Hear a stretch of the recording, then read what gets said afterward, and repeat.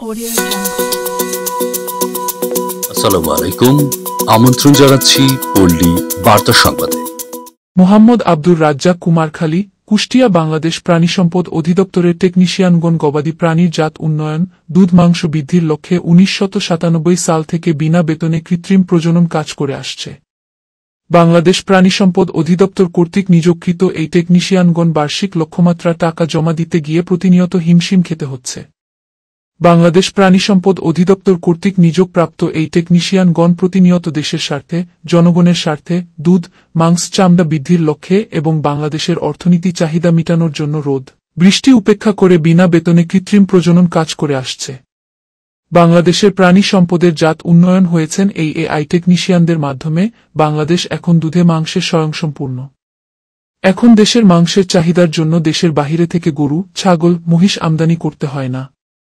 সেটা সম্ভব হয়েছে এই এআই টেকনিশিয়ানদের মাধ্যমে। প্রতিবছর কোরবানির সময় বাংলাদেশের বাহিরে থেকে গরু, ছাগল, ভেড়া আমদানি করতে হতো, কিন্তু এখন দেশের বাইরে থেকে কোরবানির পশুগুলো আমদানি করতে হয় না, বরং বাংলাদেশ থেকে বাহিরে রপ্তানি করলেও করা যায়। সেটাও সম্ভব হয়েছে এই টেকনিশিয়ানদের মাধ্যমে। প্রাণিসম্পদ অধিদপ্তর স্বীকার করেন, আমরা যারা টেকনিশিয়ানরাই আছি তারা প্রাণিসম্পদের মূল হাতিয়ার, অথচ সেভাবে তা মূল্যায়ন করা হয় না।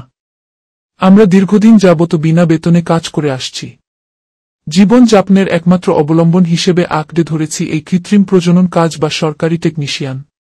বেতন ভাতার জন্য তারা অনেক আন্দোলন সংগ্রাম করে আসছে, কিন্তু বিগত সরকারের আমলে তেমন একটা ফলপ্রসূ হয়নি। বর্তমানে 2000 টাকা ভাতা পেলেও তাও আবার অনিয়মিত।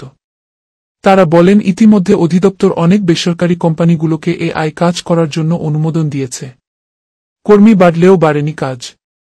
তারা আরও বলেন, এখন তাদের সবচেয়ে বড় সমস্যা হল বার্ষিক লক্ষ্যমাত্রা। অধিদপ্তর তাদের সাথে আলোচনা না করেই ইচ্ছামত সিমেনের বাৎসরিক লক্ষ্যমাত্রা চাপিয়ে দিচ্ছে তাদের উপর। লক্ষ্যমাত্রা পূরণে ব্যর্থ হইলে শুনতে হচ্ছে বিনা বেতনে চাকরি হারানোর হুমকি। অনেকেই আবার লক্ষ্যমাত্রা পূরণের জন্য বাড়তি টাকা জমা দিতে হচ্ছে সরকারি কোষাগারে, ফলে আর্থিক সংকটে পড়ছে এই টেকনিশিয়ানরা। রাজস্ব খাতে নিযোগপ্রাপ্ত এআই টেকনিশিয়ান বা উপসহকারী যারা আছেন তারা বেতন পায় 50-70 হাজার টাকা সহ আরও অনেক সুবিধা। তারা আরও বলেন, এআই টেকনিশিয়ান বিনা বেতনে কেন এই বৈষম্যতা নিরসনে মাননীয় অন্তর্বর্তী সরকারের সুদৃষ্টি কামনা করছি।